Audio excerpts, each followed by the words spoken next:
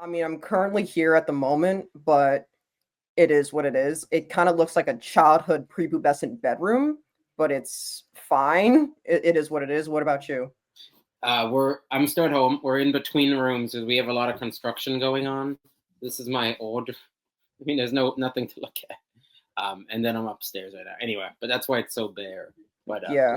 we're redoing our kitchen. But I'm still. Yeah, I mean, it's interesting. I didn't live here for a very long time, and then I got a new job, and then I ended up moving back in with my parents, and then now I'm just like stuck in my childhood bedroom. So I look around, and it looks like an 11-year-old boy's bedroom, but it's all good. Yeah. All good. But thank you for coming on as the first guest of Weird Kid on your team. How do you feel about that? Good. I'm excited to be part of the new kind of side Project. project here. Yeah, it's exciting. I don't know. I mean, probably no one's gonna notice, but we met going into high school. I think It's that about summer program. I mean, Oh my god, wait, was that the art thing that we did or no? What I what don't. which summer program are you It talking was about? like I mean, well, I mean, there's really nothing to hide, but it was like that kind of resourcey kind of. I don't want to say special ed, but I mean, it kind of sort of was with Mr. Bassick. Yes, Yeah, yes, that yes. program. I think it was called no Tips. I think was before. I don't remember. One of them was the name in Orange, and one of them was the name in Amity. But one of those programs. I forget what it was called. Yeah, because it was the summer before freshman year. We had to go to the high school to get acclimated into the environment, correct? Pretty much. Yeah. Oh my god, I completely forgot about that. I remember going into that and then I got kicked out of it because I cussed out the art teacher. Oh, But yeah. so what might have happened? What not? I think What what happened was there was like an elective in addition because I remember they threw me in like I think at one point I was in a math class. At one point I was in like a computer design class. Clearly they never asked me for either. I don't know why either of those were classes. But I just remember taking a math class and she's like, and I wasn't doing one. She's like, "Don't worry, you'll learn all this in high school." They just like threw me in class, and there were some like overachievers, like younger or however old they were, like maybe a year younger to me, and they were like just overachievers getting started on. It was like pre-algebra or something before high school even started. So, but they're like, whoever the teacher was, she's like, "No, don't worry, like you'll be fine." Like I was like, "Okay." It's all good. I mean, that's actually a really good segue. Like the fact that I actually like completely forgot about that. I think my mind just went to when I got kicked out of that program, not actually like going into it. But like, let's just kind of start the core here because before labels and diagnoses and all that, like outside the outside noise, like how would you describe autism spectrum in your own words? For me, Yeah, how would exactly. I describe mine? Um, very, and people. I don't know if anyone from our class is gonna. I mean, it's not a secret, but we're all older now. But for me, pretty low on the spectrum. The diagnosis is called a PDD-NOS. Don't ask me off the spot what it stands for. I probably should know, but just a bit of a like some social skill issue, some social anxiety, and then some like physical stuff in terms of like sports. We'll get into it, I'm sure, but I did cross country. I'm not an athlete now, but I did cross country and track, outdoor track at Amity. But some stuff where I would have loved to play baseball. I don't know if genetically I could have played baseball anyway. I did like one season of like a Challenger West Haven League, but anyway, um, yeah, I think it's just it's obviously a giant spectrum, truly, and I'm kind of on the lower end, but still have it by all means, and yeah, just kind of had to navigate it. Knew more as I got older, I think, and knew about it more and wasn't ashamed and stuff like that. But yeah, I mean, for people who don't know, it really is a spectrum, and yeah. I mean, just explaining it that's a spectrum to other people, like when I explain, because I have PDNOS too, but like as you get older, you just say that you're on the spectrum because it is such a spectrum. But I think like for me, what I was scared of is like, how do you disclose that to other people without people putting you into a box? Because like I think when for me, when I try to like disclose it to other people when I was growing up in high school, I would say like, oh, sometimes I have difficulty with social skills, or I have difficulty with sensory issues. And people would be like, me too. Everyone's a little bit on the spectrum. Like, that's not what that means, ma'am. So, like, when you disclosed it to other people, either growing up or now, like, did that change your relationship with other people at all? So I'll take kind of as a story. I don't know. It's all kind of coming back to me, but I vaguely remember these things. We were in a psychology, that one of those like senior electives. So this is jumping forward again for people. Um, we kind of knew each other throughout. We're never honestly super close, but we always knew each other. We were in jumping to senior year though. We were in it was either junior or senior year. We were in a I believe this is true. Yes, it was. We were in a psychology like elective class with Mrs. Corfiello was the teacher. I loved her. And I loved her. yeah, she was really nice. I haven't spoken to her since, and maybe there will be a reconnection. I don't know. Yeah. Hi, Wendy. It's her first name. But yeah, we were in that class, and I know that we were having a unit on I think autism. Maybe not that direct. But we were doing it. And I remember maybe you had spoken to her privately, or you just, I think, off the bat, or not off the bat, but you did share in the lecture or in the class or during the unit sometime to everyone that you were on the spectrum, and we kind of got into it. And I think I can't remember. I'm just guessing. People were probably surprised, probably because again, it's nothing against people that are more severe. Absolutely, it's all a spectrum. But some people it's less kind of clear, and they're like, oh well, no, I don't know. I mean, it's this giant kind of, not to say the word again, but this giant spectrum, this giant kind of array of people. So I think you had gotten into it and shared that in class, and I remember her and I talked one-on-one, and it wasn't something I was willing to share at the time. I was toying with it, and I actually spoke with someone else about it, another teacher, and it was just something I decided we weren't going to do, or I decided with their influence, but I decided for myself. Looking back on it, I could have done it. I might have should have done it, but again, I was kind of worried about that reaction. Not that I have to be, but I don't know. It's high school. There's a lot of things going on, and I don't know. It's just not something that I shared. But yeah, I know we were in that unit, and I had an opportunity to. I didn't, but it's like looking back on it now, there's nothing to be ashamed of. But yeah, at the time, I don't know. You think everyone judges you in high school a bit and all that stuff, and yeah, kind of forgot the beginning of the question, but Yeah, no, I was just wondering, like, how did that change your relationships with other people? But I think for me, I don't even remember disclosing. I remember writing a paper about it, but I don't remember ever disclosing in front of the class. Then again, there's a lot of things back in my childhood that just kind of skipped over me. But I think the only reason I knew about you is because we have communication skills together? with Mrs. Ravsky, I had speech, but it really wasn't like it was like communication. I Right. don't. I'm just trying to think. I don't know. Were you ever in a class like that with us? I don't think you were. You might have had a. Ah, I don't believe you. no. I remember I had communication skills, Really? like, all the way up to about junior year, and then I, like, tested out of it, and then I was out of it. So, I basically, like, I was in it instead of, like, study hall, I would go to communication skills. trying to remember. Was that with yeah, give me a sec. With what the heck was her name? Um, I can't remember. There was a woman, like the school psychologist. One of the yeah, because right there were now it's coming back to me a little bit, but I can't remember if part of this was a summer program, part of it wasn't. There was a woman right from that was with Mr. Bassick. I can't remember her name, but it was her and it was someone else, and they taught like I knew her from the summer and don't remember who it is. It was one of the psychologists um, that ran a program with another psychologist or guidance counselor, I believe. I I'm not sure if that was a program. I vaguely, maybe remember that. So there might have been like an additional thing that I was in. I know I was in a bit of resource room and the communication with like speech, so to speak.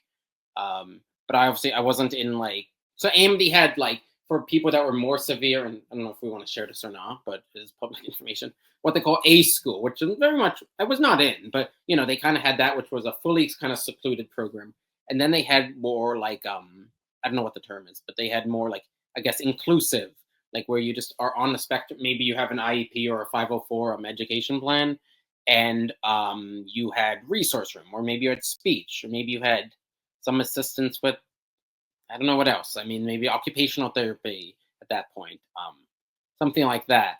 And you would have these services, and they would kind of bring you out. I think there was a reading one that I was never in, to be honest, but that there's some people were in, that the Amity offered. So I'm losing track again. Forgive me, but yeah. Oh, we were talking about where you were in one of these programs, so maybe there was one of the programs. That I can't remember clearly. I vaguely remember something. I can't remember fully, but I think you might be right. It's all good. I mean, one of the things I struggled with is like combating those stereotypes and like trying to explain that to other people, despite like the classes that we were in and like just navigating the world and everything like that. And I think when I was in those classes, I may have felt judged from other people because I remember people asking me like, "Why are you going in that room?" I'm like, "It's literally none of your business," or like, what's communication skills?" I'm like, "It's none of your business." So it's just like trying to explain autism spectrum, emphasis on the word spectrum disorder, to other people was always a fight, like, for, call it, 15 years of my life. By the time you get diagnosed at 3 to 18 years old, it's always a fight. So I'm really curious of what your perspective is. Like, what's probably the worst stereotype you've ever heard about autism that somebody's probably said to your face, or something you've heard in the background that made you kind of feel like, oh, I'm definitely not going to open up to that person, or I'm definitely not going to say anything, or I don't feel comfortable disclosing that to other people because of the negative misconceptions that people have, or the negative stereotypes that people have about autism? I'm trying to think how to answer that. It's a fine question. I'm just trying to think how I'm going to answer. Yeah, I always felt like, it's not directly, but as best as I can answer is, so at the time, right? I'm not more than average, but I'm a pretty social person nowadays. But at the time, like, I wasn't probably hanging out with many people on the weekends. Gradually throughout high school I was, and now it's like kind of silly to think about. I'm not like, I don't have a million friends, but I have a really good core of people, and then some other people I see from time to time from Southern or from Amity, where I went to school and stuff. But yeah, for a while I was sitting with the people are gonna know this when they listen to this. Hopefully they do. But I was listening with the kind of cool kids table at the time. I won't name names to embarrass anyone or make people feel bad, because generally it was fine. But I thought like those were kind of my people, and they were very nice people. You probably know who you are, and there's nothing wrong with you. We thought you were the cooler people, and I did not make friends as easily, and stuff like that. So, but anyway, so I was sitting with people that I wasn't really hanging out with, that I thought I was included with, and they tried their best to include me. Um, but yeah, I was just a lot more kind of socially anxious in the beginning, obviously because of my diagnosis, and kind of making friends and reaching out to people. I know when I was younger, there was like some more social groups. There was one called SEPTA in Orange, special education PTA actually, and then they had programs for kids. It's where I met some people that I actually went to school with. But so they had that to kind of years ago to kind of include you know the kids that might have not been friendly with each other in school because they were hard to make friends. Um, and then so yeah, but in high school, like I said, I don't think I ever specifically told people that I had it. I think maybe I did at some point. I think I remember telling some people at some point. I can't remember exactly, but yeah, it wasn't like something I really advertised. I do think, quite honestly, some people probably realized. Credit to them if they want the credit, but I'm sure some people realized. Did But you I ever never especially said. I Yeah, go. no. Yeah, you're good. Like, I think when you put yourself, because I remember when you were in those social groups, and I would see it from afar. I'm like, look at Matt Gadd. Like, Matt Gadd's sitting with the popular kids. I don't know if I considered myself in that realm at all. I definitely don't. I didn't consider myself in that realm at all. I think I just did my sports and did my homework and went home. I just always tried to be kind to people. But I think for me, whenever I tried to make friends with other people, sometimes it felt disingenuous because I felt like maybe people knew or people were just being nice to me because they felt like they had to be. So, or like people are nice to you because it feeds their ego because they know that there's something wrong with you, or they are nice to the kids in special education because it gives them a gold star, which is just beyond rude. So, did you ever feel like people were giving you a performative friendship for their ego, or did you genuinely feel like people were nice to you because they're good people, or did you ever feel like I have to put myself in this position just to feel accepted to some degree? I think there were people. So we'll start with the best of it. I think best of it, so to speak. There were definitely people that probably knew that I was either not on the spectrum, or honestly, they probably knew. I'll give them credit, absolutely. And were being genuinely nice to me. Maybe I wasn't going to the parties on the weekend because I was nervous about. And a very to the point. If you're a police officer, watch. If you're someone like in that, I was not drinking underage. I was not doing these things. But I just mean in general, high school wise, social wise, I wasn't going to any of these parties and things like that. And I thought I needed to kind of make friends, which I found out later that I didn't, and I was able to have my own group anyway, and it was perfectly fine. And now, obviously, all adults. But yeah, so there were people that obviously were trying to include me, like I said, at lunch and other things. And I did kind of go out of my way to be friends with them people. And there was actually one person in particular that was at one of those tables at one point and said, Matt has really cool friends. That person ended up having quite a few friends in the end, and I was probably did some laps around me. But at the time, and this is all good, I don't want to say I won them up.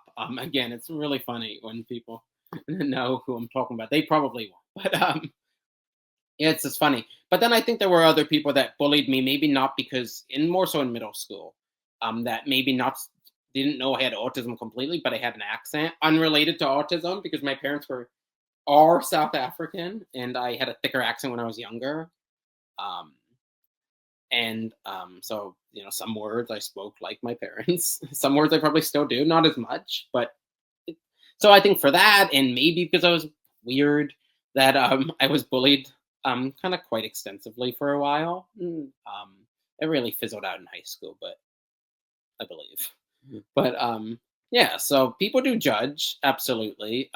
I like I said, I never said like I have autism and someone's like bullied me directly from that, but I think they indirectly knew, or maybe not, but they knew I was weird in some way, and they would kind of bully me. And I also was, quite honestly, a bit of a tattletale with the like principals. Oh my god.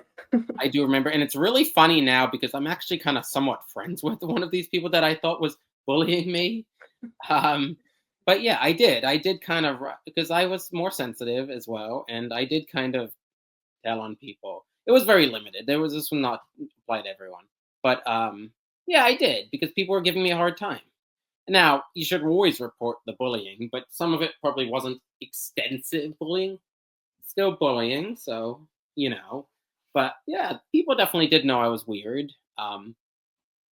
But some people are generally nice about it. He probably, maybe has autism or maybe has something, and they're not gonna, be mean to me for it. So there was, a mixture. But then we're all in high school too, so it's like, some people are gonna be like, oh, I feel bad. He probably, he might have autism, might have like some type of something he can't control socially or his anxiety.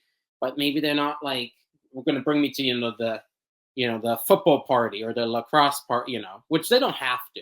So it might have been something like a toying with that. But yeah, like I said, plenty of people were good to me, and then there was also a harder time, and then there was just a lot of people I tried to chat with that people are friendly, but weren't necessarily friends. But I knew who was popular, and it's all relative again. I mean, this is like there are groups of people, and other people are in sports and academic, all these things, and people gravitate to other people. But the people I thought were, I want to be friends with the jocks or something like that, because was always a big, huge sports fan. I still am. So the people that were on the teams, I was gravitating towards, even though maybe I was on cross country, and maybe the cooler people that I thought were on like maybe a lacrosse team or a baseball team or something like that. But yeah, people did their best to include me, and then over time, I kind of continued working on my skills. Kudos to a lot of the people at Amity, quite honestly, that helped out, and We won't make it weird and shout out, people we were in school with, but definitely the teachers, I know who I could, shout out if I needed to. But I don't need to do that too, because I know this is a podcast that's going to go everywhere. So we don't want to be too, I won't be too tied down to that. But yeah. You don't gotta be too tied down, Matt. And that's actually really good that you actually remotely mentioned the shout out to the teachers. I think for me, for a long time, I might have had a little bit of spite because I felt like people were constantly patronizing me personally because I had maybe a slightly different experience. Like I'm a person of color, I'm black in a predominantly white school. Coupled with the fact that I'm neurodivergent, coupled with the fact that I'm a girl, and coupled with the fact that I was tall and skinny. So I had a lot going on internally for me that I was constantly battling against a system that wasn't built for me personally. So I felt like I had to constantly fight against a bunch of like 40 different narratives just to like get into a room with people. So I had a lot going on mentally for me. And, I knew about you because A, we went to high school together, B, we're in some of the same circles. And then C, one thing I really want to ask you, which is a great segue as far as sports is concerned. Like, okay, did you do cross country from middle school all the way up to high school, or did you do cross country like throughout your childhood? Because every time I saw you run, you looked like you were in pain, sir. So I'm just really curious why you Um, chose track because you looked like you were running through hell every single time.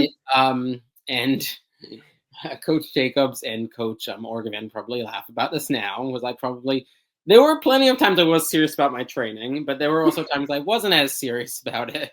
Um, but I enjoyed. So there was a few things I did run, of course, and I did have some records. Again, these were great mentors of mine. I'm talking about my coaches. So in height, so we'll start there.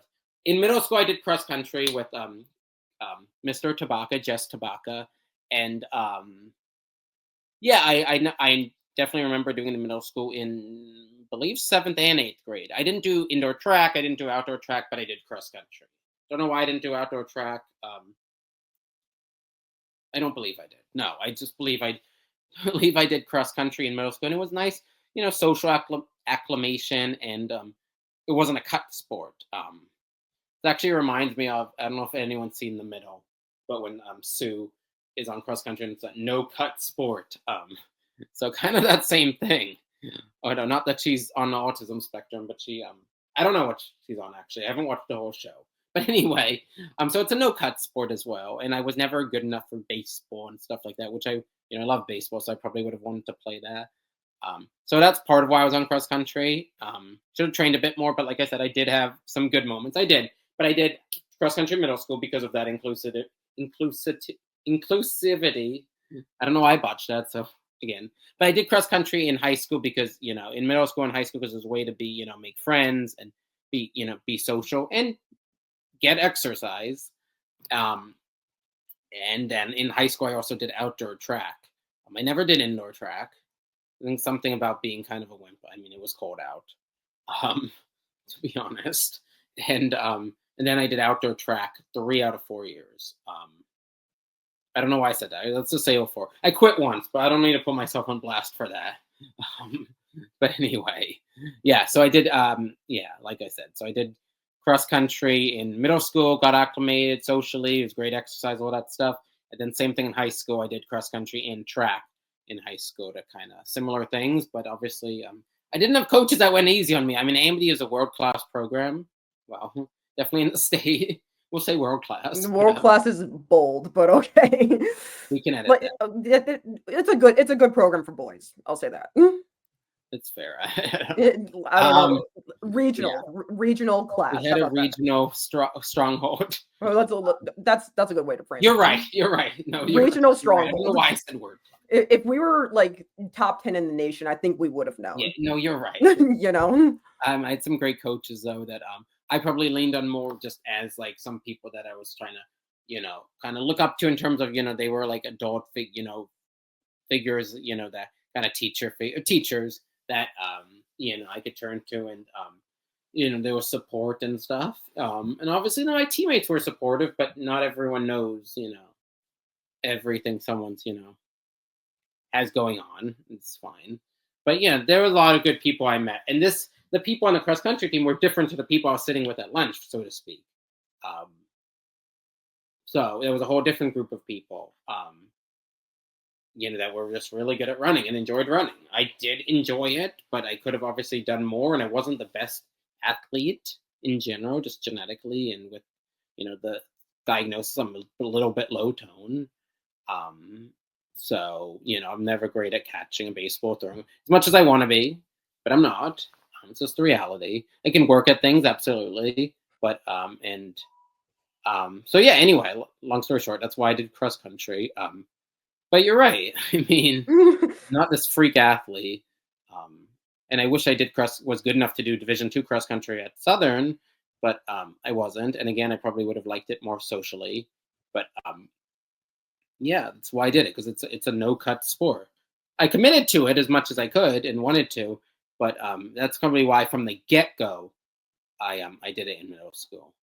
What I found out later in my high school years is like Southern is a powerhouse Division II program that competes against other Division I track programs. Right. So I don't know how it works for track, but could you have walked on to the track team or no? I suppose if I pushed them and tried to make an issue about it.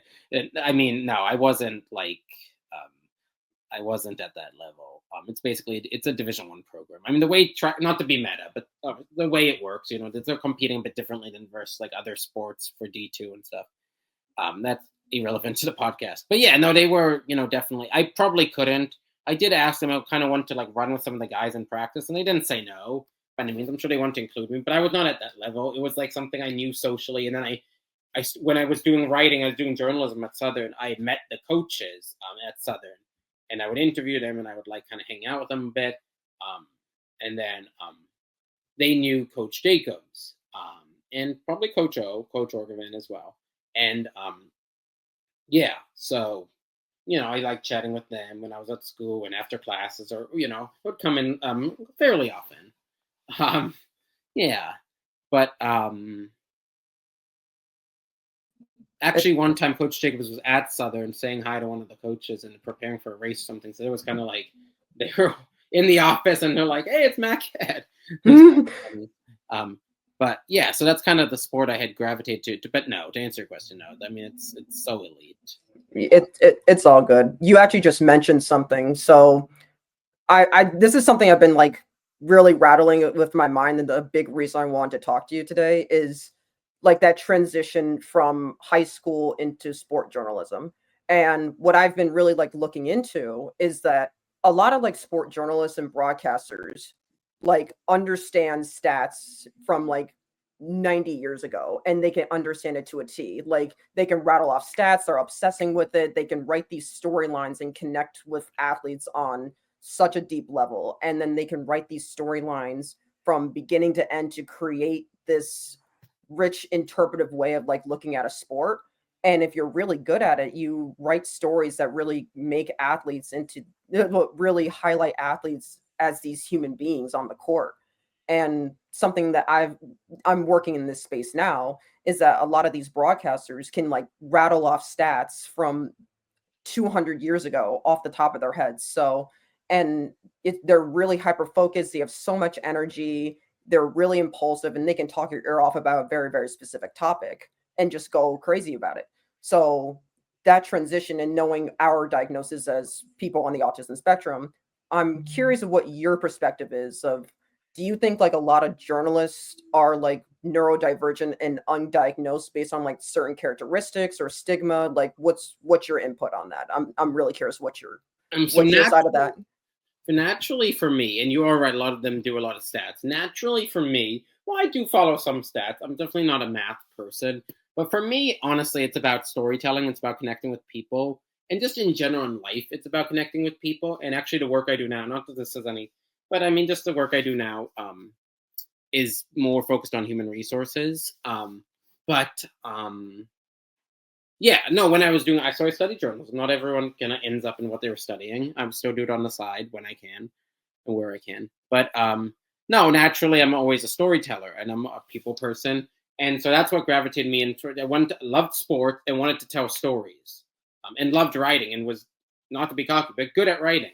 And I've been told that by a lot of people. I mean, can always strengthen and learn from people, but really strong at writing, something I really enjoyed, and really enjoyed sports, and being able to merge all that together, and telling a stat line, for example, to tell the story and be excited about you scored this many points, or you helped your teammates and got this many assists, or be why are we talking about basketball so much? But anyway, so I like telling the stories of it. Now I don't know. I mean, there are obviously so many journalists in the country to get a headline that we're going to see on the news. This says all journalists are autistic. Obviously, no, I'm not saying that. That's a little hyperbolic, but sure. Yes. That'd be Yeah. crazy. Right, I know. I'm being a bit extreme. But yeah, I'm sure there are people that are undiagnosed, just like anything else. But yeah, for me it's always been about the storytelling and connecting with people, which which is good for me. I'm good for anyone, but to kind of build up my social skills and stuff. Because obviously not obviously, in college I had a very reduced kind of resource, but they convert everything to 504 plans. So for those who don't know, you have like an IEP, which is individualized education plan in school, or you could, which is very more specific about like more needs, resources you may need, and when you need to go out of the classroom, or if you need like a paraprofessional in the classroom, various things. It changes, as you get to high school, but you still have an IEP. In college, if you're still having or want, it's a lot more up to you.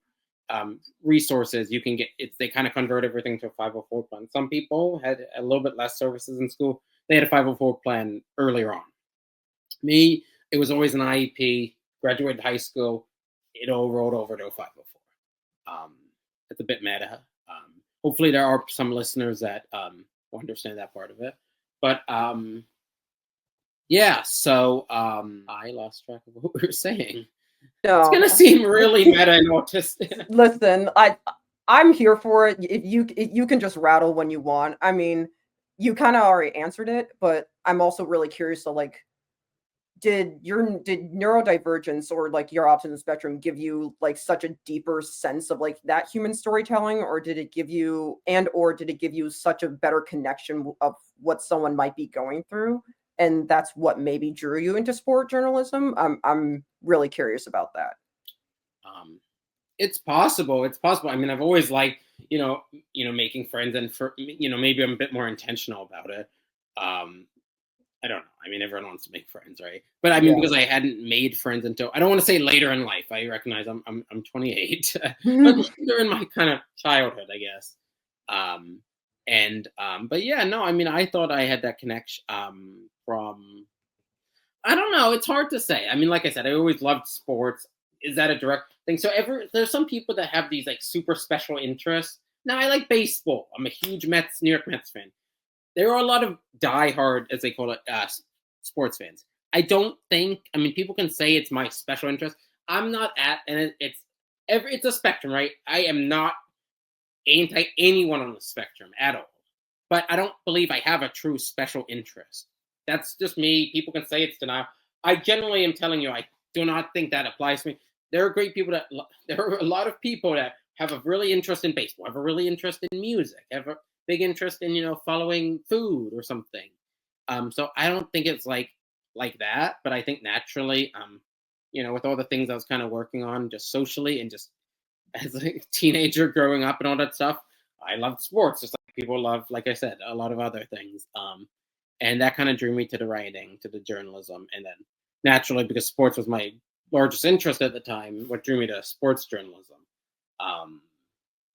But I don't know if it was just because I was autistic. I know you're not saying it like that, but I don't know. I mean, it's hard to know. Naturally, it's a correlation just because of who I am and it's built into everything, sure.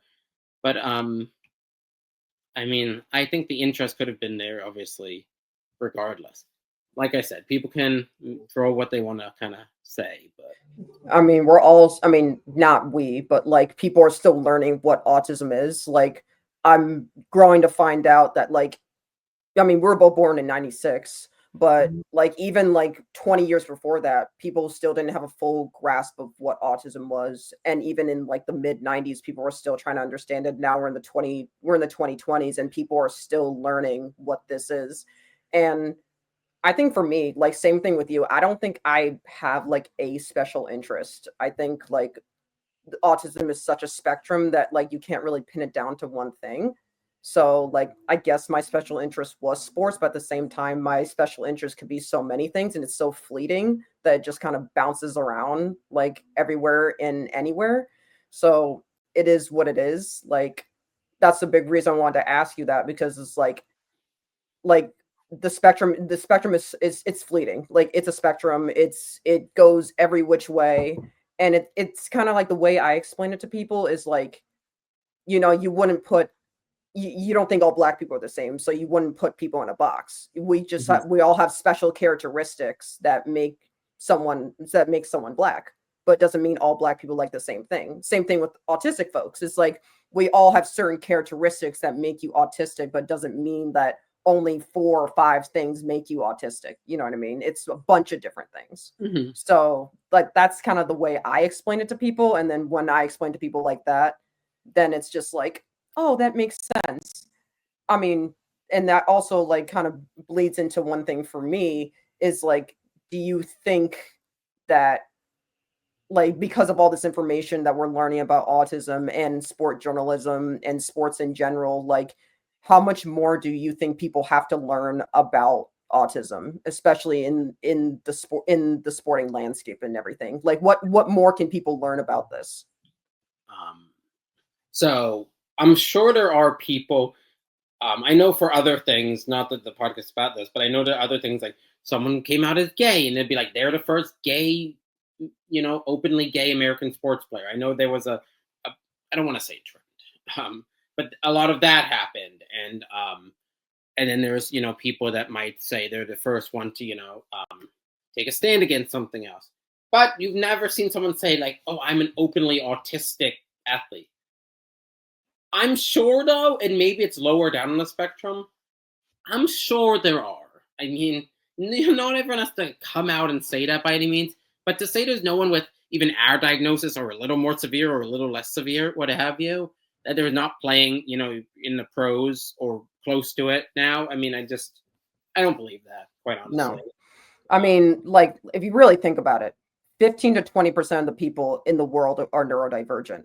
That doesn't exclude athletes. You know what I mean? So like if 15 to 20% of the world population is neurodivergent, that means 1 in 5 athletes are neurodivergent. That doesn't exclude athletes at all. So like somebody's autistic out there. It is what it is. It's defeating the stigma behind it, and it's increasing your education behind it to understand what that is.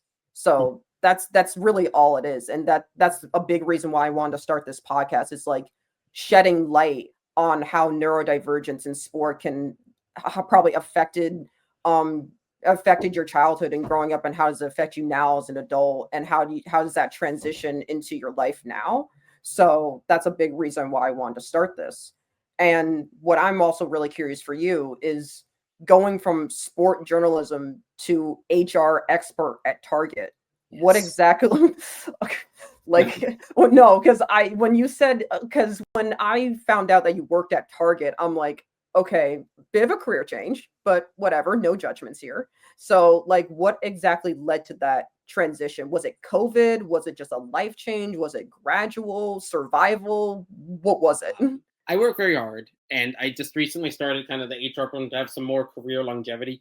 But I think, and everything kind of works out, right? There are a lot of people that are in retail for various reasons.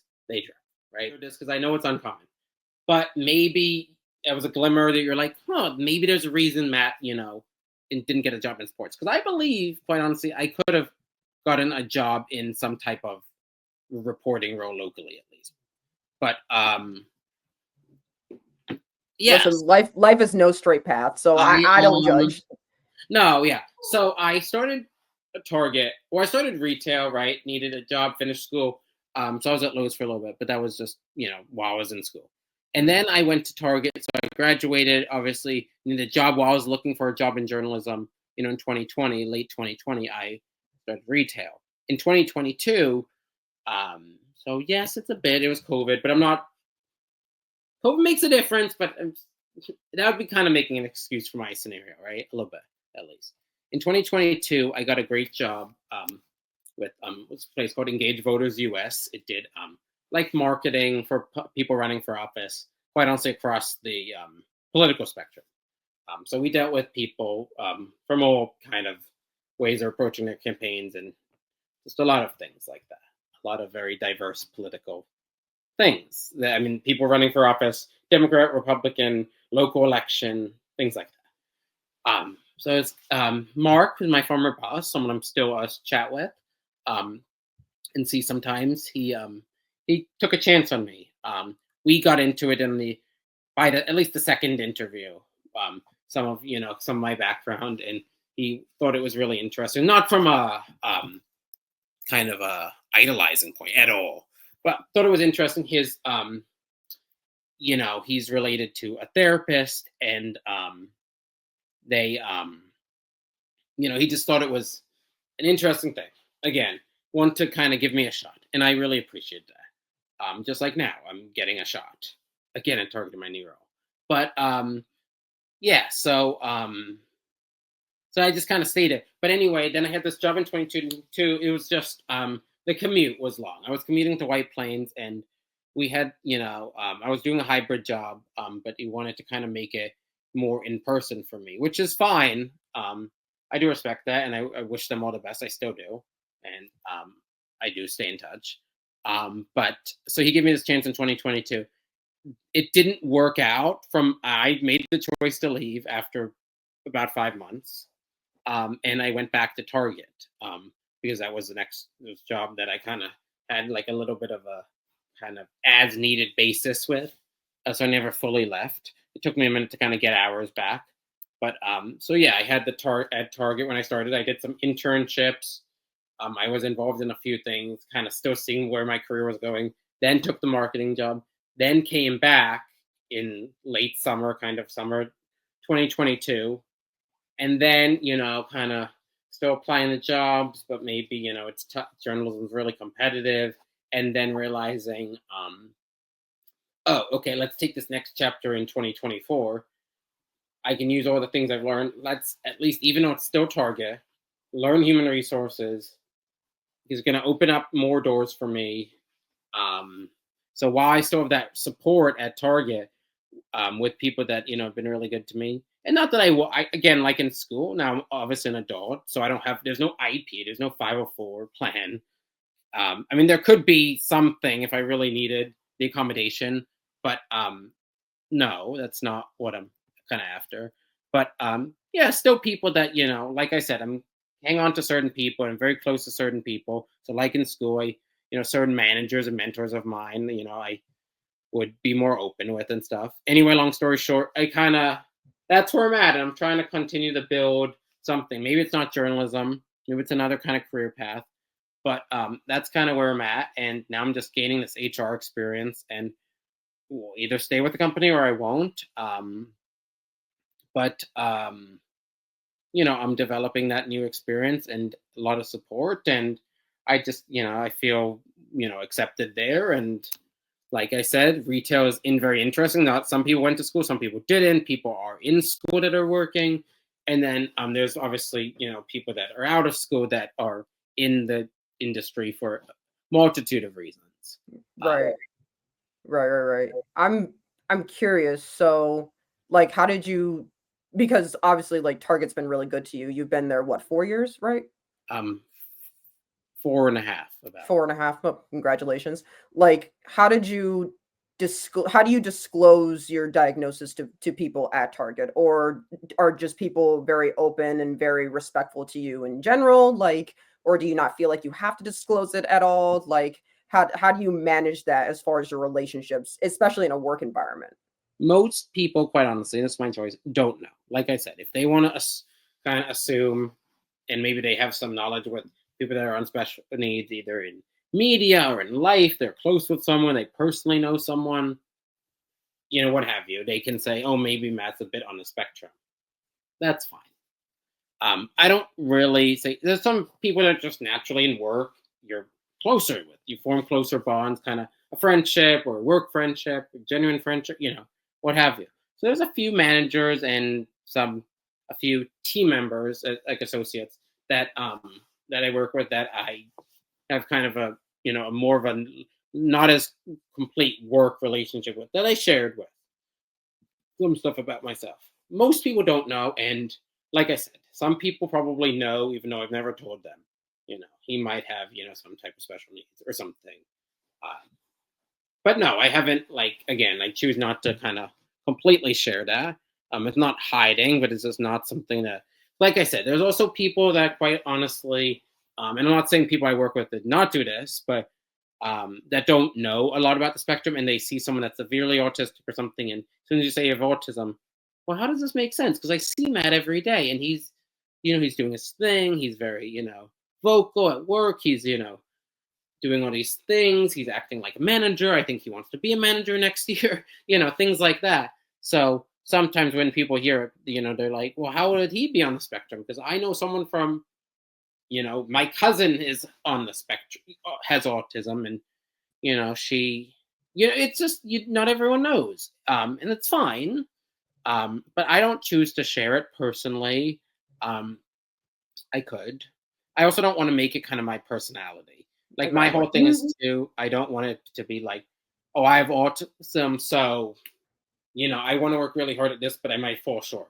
I bring it up sometimes when it's like, I'm going to work hard. This is just what I have. So very occasionally, this might, have more of a kind of a roadblock, but that's not, it's not to make excuses for myself. It's just, if I feel like I just need to mention it, just, because if every so often something occurs for a moment, then, oh, maybe that makes sense. He's, oh, that makes sense why he might react like that way, once on a blue moon. But I don't choose to share it all the time. Obviously, I have full respect for people who do whatever people want to do. And again, other people may be in the same box. There could be a few people that I work with that maybe could be a Target, could be, anywhere, any company of any sort. But yeah, it's not something I choose to share.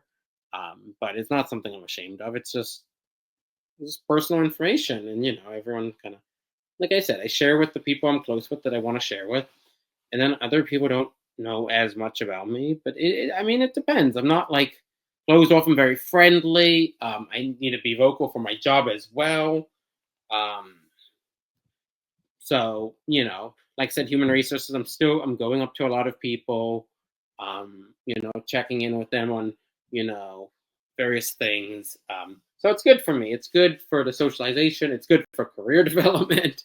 It's good for a lot of things. And maybe there's also some people that know people with autism that say, wow, Matt's has this and he's still quite achieving, which is the whole point of being on the spectrum. Not to be cocky. There's people that outwork me as well. But, I work very hard, and, I just sometimes need people to give me a chance. That's kind of like anything, though. It's not just about autism. That's just overall people should give people chances.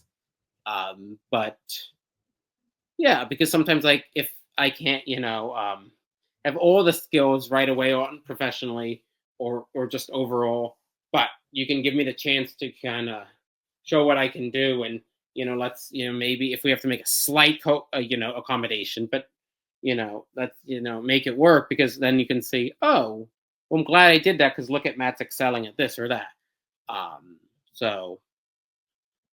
Yeah. I also know, kind of sidebar, but I know when you apply to a job, sometimes they say, oh, do you have, would you like to share, do you have a disability or not? You could share it, and then, they're going to get in trouble if they decline all these applicants that have disabilities. But then also natural bias, right?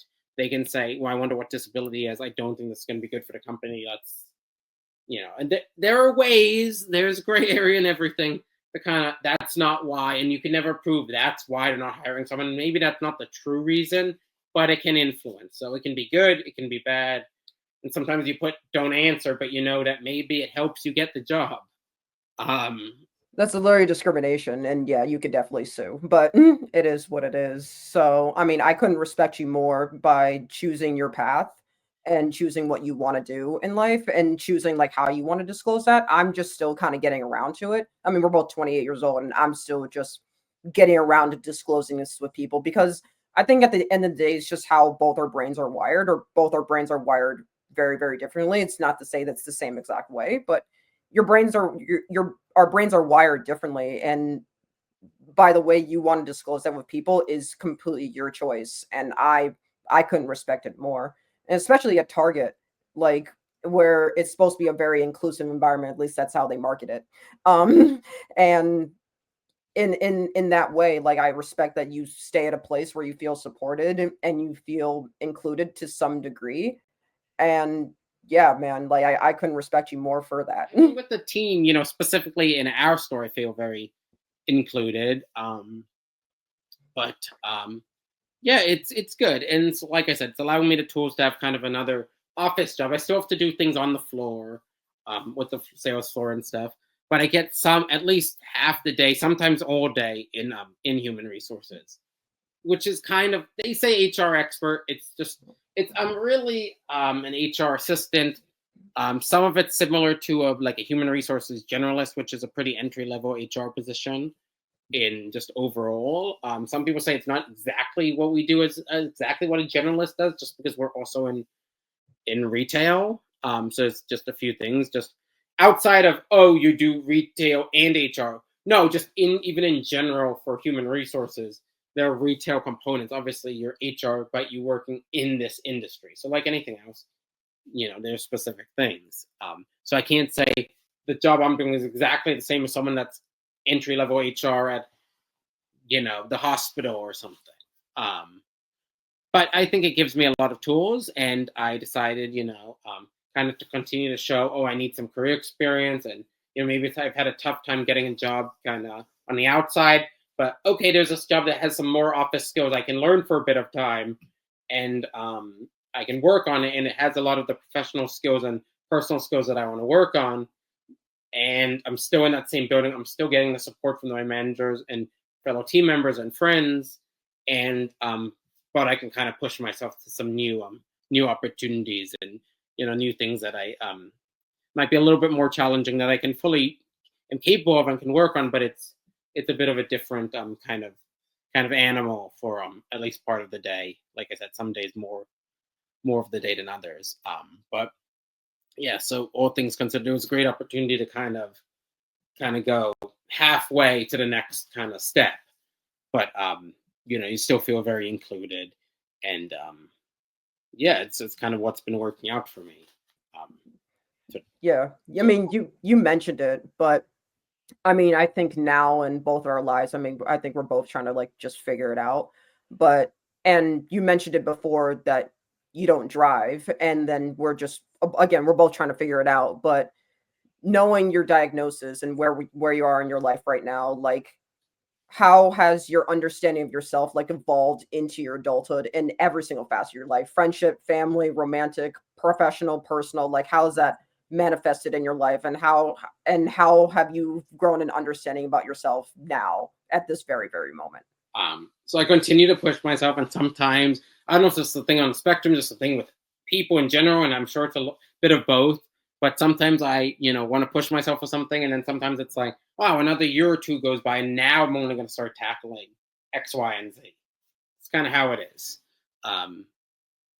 So, like, there are things that I'm probably going to accomplish in life in a year or two that people accomplished at 19 years old or 18 or, maybe even 17. I know certain, driving laws change in various states and other things. So, depending on kind of where the cutoffs were, I think it was 90. I think it was before us anyway, but I know some people could drive earlier or what have you. But, Yeah, why didn't you drive? I forgot. I never. A few years ago, I tried to take the test and I didn't pass it, and I've given up. I physically can drive. I could learn to. I just been kind of, it's silly. Like so I know we're not as close. So my friends obviously are just used to it. Obviously for someone like, it is a bit weird for some people I don't talk to a lot, and then I bring that up. It's like, okay, it's crazy because everyone drives. I totally get that. I do. It's more just kind of giving up. Like I said, yeah, it is a bit crazy. But anyway, working on things. But like I said, there's some things that I, get a little stressed out at, so I just put off. Um, Yeah, I I get think you. that's kind of where it's at. I don't think it's something where not capable of doing it. But physically driving, though, I will say, just maybe that would be an issue. I'm not there where I've said it's become an issue. It's really something I need to do, obviously, but and it can help me career wise as well. Again, I understand. So I'm in kind of this weird pattern of how you're going to frame this podcast is about sports. He's not in sports anymore, and you could easily say, You "Oh, were. You I know." were. Like I said, I'm not going to go backwards. Could I have done it as a sports writer? I think at this point now, I'm not going to be doing journalism full on because my experience, all things considered, is like almost 5 years in retail setting, and now 6 months in an HR setting. So I think naturally, driving or not, but hopefully with driving, I'm still might be in, whether it's retail or just HR or something very similar to that. I think that's kind of where I'm just going to use my experience. Yeah, I mean, yeah, life is no straight path. I mean, there are people that get into one career path, change to another, and then go back to the career path that they were originally on because they get struck by something else. Or you're in retail right now and you can transition to another part of your life.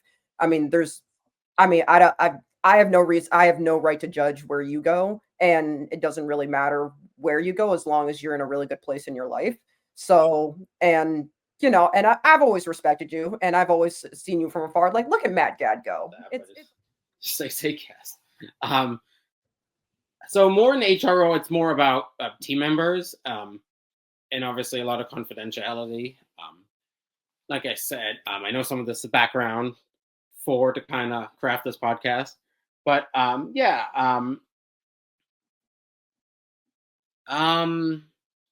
yeah. So it's not really customer facing, but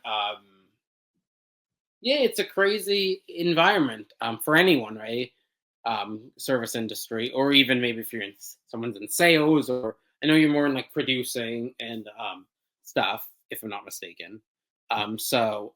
Maybe you don't experience kind of the public as much. I mean, you might see people writing on social media and interacting with games and stuff, but you're not dealing with maybe, someone that's complaining about something or trying to get something for free, or someone trying to look for a job or something like that. So not quite the same. Respectfully, maybe it is. Maybe it is more the same, and I don't realize that, which is fine. it's dependent on the industry. So that's why I asked. I was like, maybe he works more internal, maybe he's more customer face to face. I just knew you were in HR. I'm like, is that HR as far as customer relations, or is that HR as far as internal Internal for framework? our store. My boss is like an assistant manager HR. I'm one level below her, and I'm kind of like her assistant. Not to knock myself down. I mean, there's a lot of things I do, but kind of like an HR manager's HR retail manager's assistant, which is really what it is. But that doesn't mean there's not a lot I'm doing and working on by any means. But that's kind of the structure of it. So we're supporting the store, looking at applications, building attendance reports, putting information out there to most people, I'm going to say managers, Target, and some other places say leaders. But kind of putting information out there to the leaders, and kind of helping the store run. People need to be onboarded. People need to be kind of or resigning for a multitude of reasons. Kind of work with all of that, and then supporting just events and recognizing the team at various holidays and throughout the month various departments. So we're helping with that. But it's more of a team resource. Obviously, then I have some time in addition to that role where I'm still in the store, I'm still scheduled, and I'm doing a fulfillment order online, or I'm doing some other customer kind of guest facing role. So I still have that as well. But the HR side of it, the only time the HR side of it is not really like that is we have some times where people can donate and look for like gift card money, or they have like a physical item to donate, things like that. That's when we do work with the community, or if there's a volunteer event or something like that.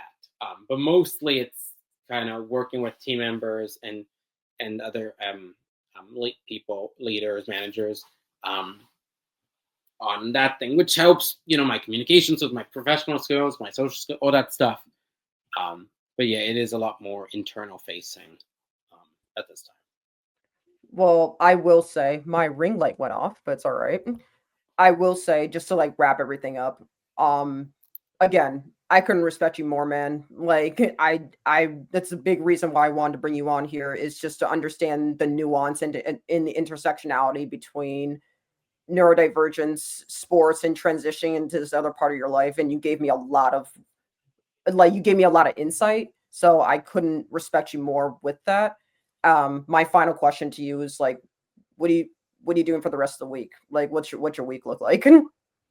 So most days, usually I'm off on a Tuesday or Thursday, and then get some breaks on the weekend sometimes as well. But mostly I start the day in HR when I go to work, and then I end up on the sales floor, not every single day, but most days, either after lunch or a little bit after lunch, sometimes a little bit before as well. But yeah, kind of going through. Tomorrow we have some people that we're bringing on to the team when we're recording this. So part of the job is bringing new hires on. So I lead an orientation, co-lead an orientation session with my boss. With new hires and things like that.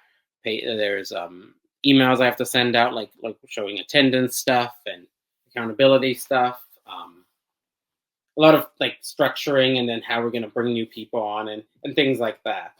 So that's kind of a lot of what I do.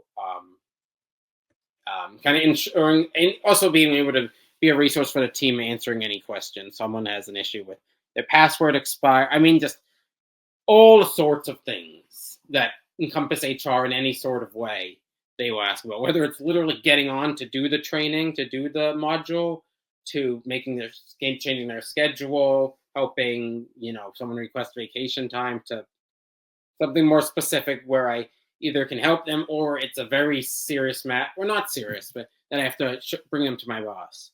Anyway, long story short, so that's kind of, what I do. And then, yeah. I know you're asking some of this just kind of get to know me as you're going to structure this podcast. Yeah. But yeah. Yeah. Yeah, man. I mean, you gave me a lot of really good insight, and you know what? I love you. We essentially grew up together. Well, okay, I can't say we grew up together, but you know what? From high school. We went to high school together. We ran track together. I was rooting for you from afar. I'm rooting for you now. And you know what? Every time I roll up to a Target, there's a small part of me that's like, is Matt Gadd working today? Can he give me a discount? So, like, you're not in that role where you could probably give me a discount in HR, but I do have that small thought. I'm like, maybe he can give me a discount. So I'm just like, all right, maybe we're a hope and pray, but it is what it is. So, but thank you for coming on the pod today, Maddie. And I hope to see you soon.